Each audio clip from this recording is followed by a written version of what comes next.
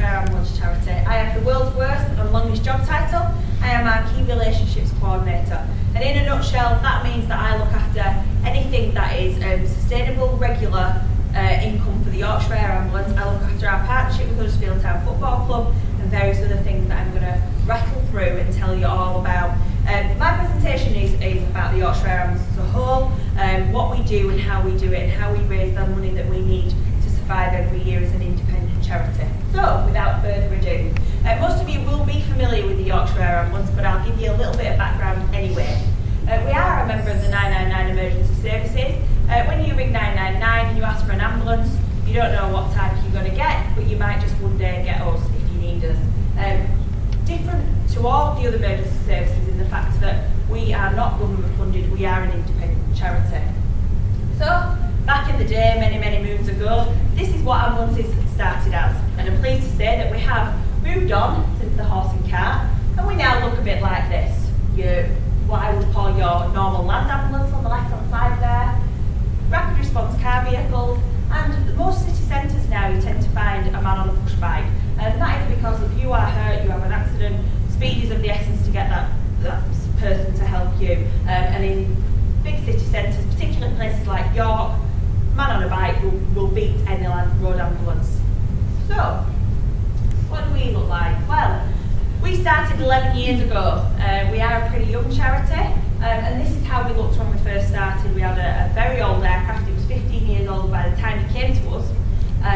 It was a Volco aircraft, and she used to fly with us on a lease basis.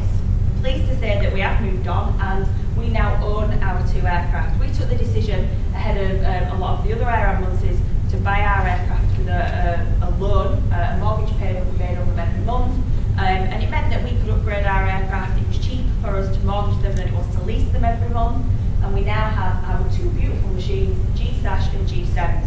G-Sems came to us about 5 years ago now, 6 years ago, and Sems about 5 years ago. They're both state-of-the-art McDonnell Douglas 902 Explorers, and they are perfect for the type of work that we do. A lot of the police aircraft, certainly the local ones here that's based at Wakefield, is also a similar model, so they're what we need, they give us. So, they're both permanently at the minute based at Leeds Bradford International Airport, and we then have a satellite base at Thirsk, at Bagby. Now, there's no facilities at Thirsk at the moment for us to keep the aircraft there overnight, so the aircraft comes back to Leeds on an evening and then flies back up to Bagby on a morning. And I'll show you when we move on with my presentation what that means to us in terms of coverage across the Yorkshire region. So, why does Yorkshire need its two air ambulances? Well, we are very lucky in Yorkshire. We have an awful lot of these remote locations. If you are out walking in the beautiful areas in and around Huddersfield that we have, or anywhere else in Yorkshire, and you have a fall, the likelihood is in somewhere like this, a normal road ambulance will not get to you.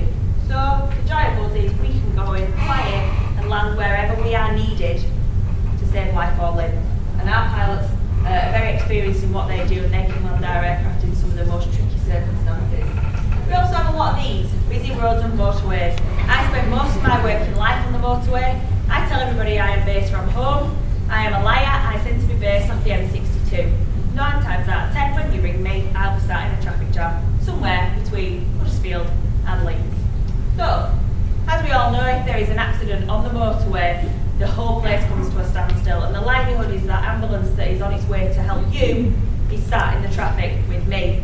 So what we do is we shut the other carriageway of the motorway, because we tend to find people like to rubberneck when the aircraft is about to come into land, and before you know it, you have an accident on the other side of the motorway as well. So we shut the motorway down altogether, we bring the aircraft into land. As soon as the aircraft is landed, the other side of the motorway is opened up.